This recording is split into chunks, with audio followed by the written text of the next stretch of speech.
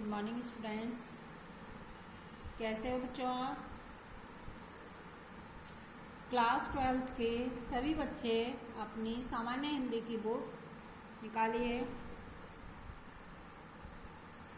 तथा इसमें आपका चल रहा था काव्य खंड में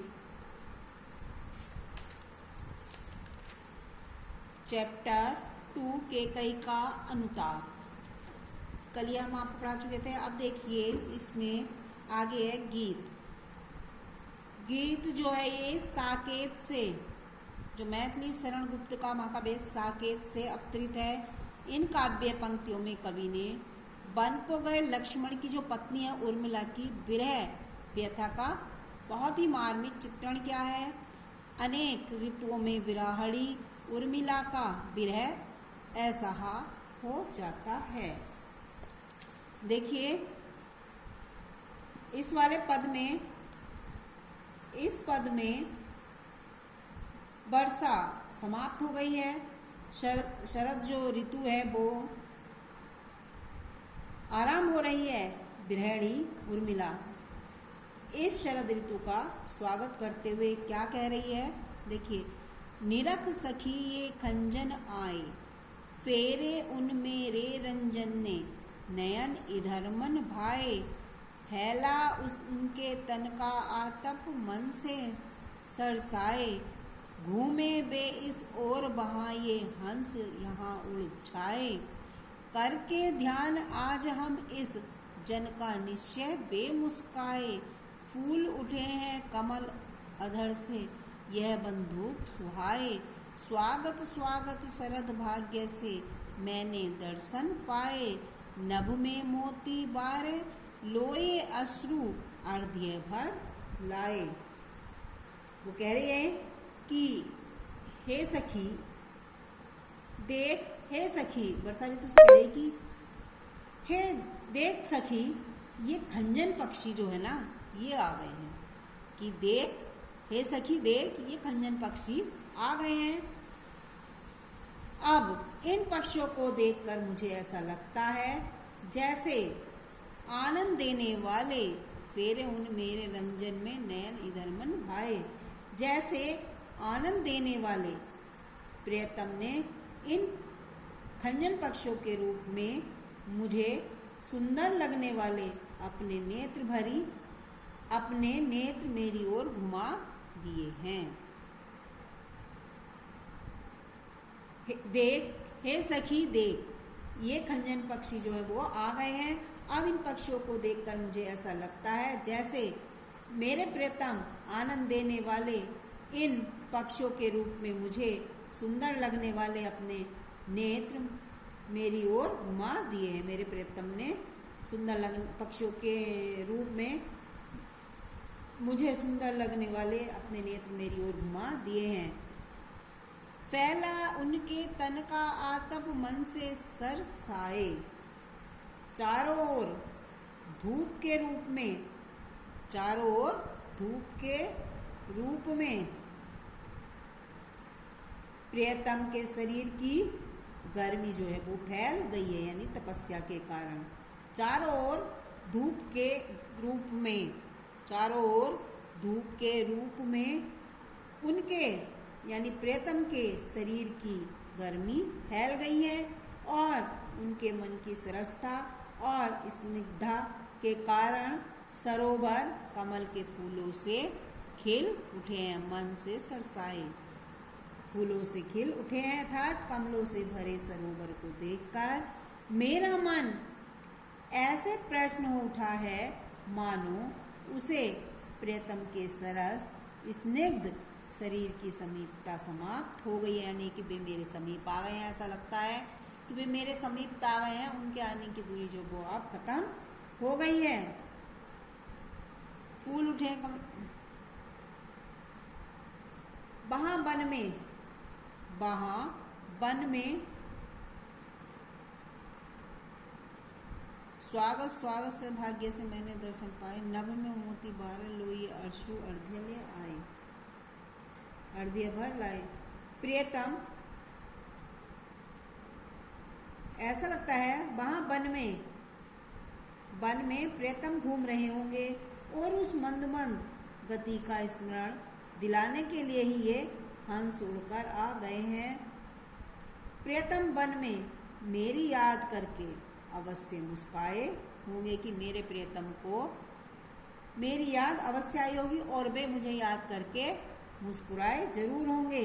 तभी तो यहाँ ये कमल खिल उठे हैं और लाल रंग के बंदूक के समान और लाल रंग के बंदूक के फूल के समान प्रियतम के लाल अधरों के समान सुंदर लग रहे हैं कि जैसे इन कमल का रंग जो है ना वो लाल है, ऐसे ही मेरे प्रियतम के होठों का रंग भी लाल होगा।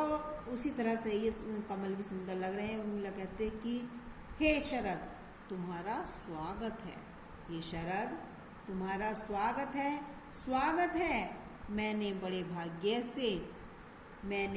भाग्य से आज तुम्हारे दर्शन पाए हैं। आकाश में नभ में यानी आकाश में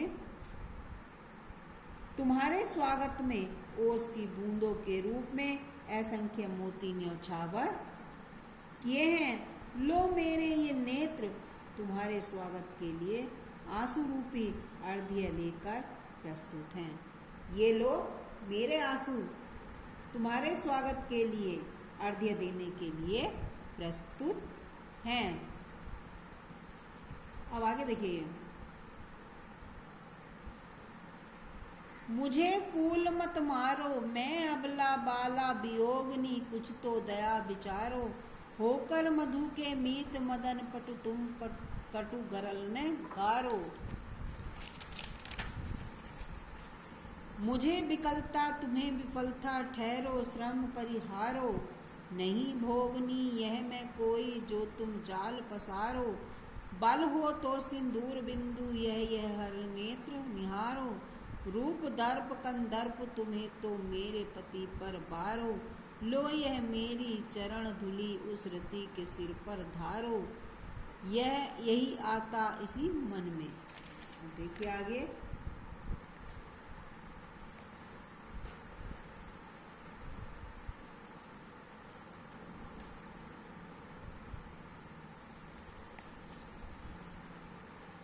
देखिए कि मुझे फूल मत मारो। इसमें जो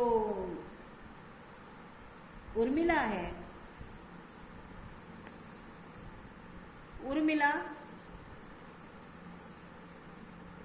वो कह रही है कि मुझे फूल मत मारो।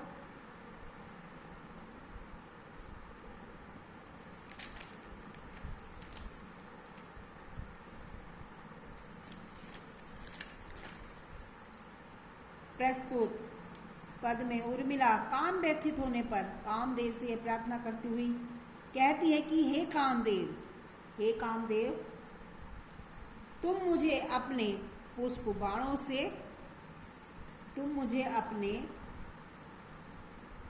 से घायल मत करो, क्योंकि मैं तो अबला हूँ, दूसरी युक्ति हूँ और तीसरे गृहिणी हूँ। इसीलिए मेरी इस दशा को देखकर मेरे ऊपर कुछ तो दया कीजिए।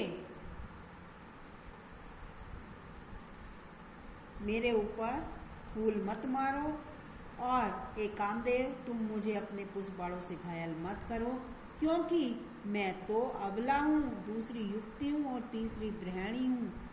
इसीलिए मेरी इस दशा को देखकर मेरे ऊपर कुछ तो दया करो।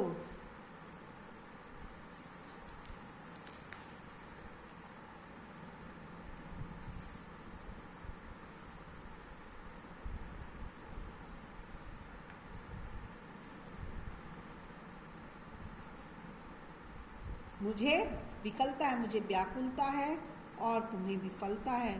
ठहरो तुम जो है वो परिश्रम से श्रम यहाँ पर परिहारो।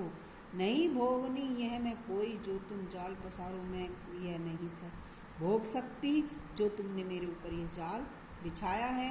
बल हो तो सिंदूर बिंदु यह हर नेत्र निहारो। और यदि तुम्हारे अंदर शक्ति हो तो ये जो मेरे मांग का सिंदूर है यह हर नेत्र इसे निहारे। रूप दर्प कंदर्प तुम्हें तो मेरे पति पर बारो, और मैं अपना रूप सौंदर्य जो है ये मैं अपने पति पर बार दूं।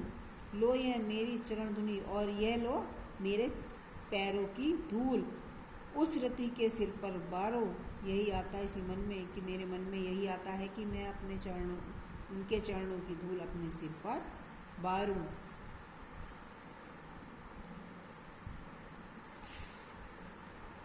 आज के लिए इतना ही। धन्यवाद बच्चों।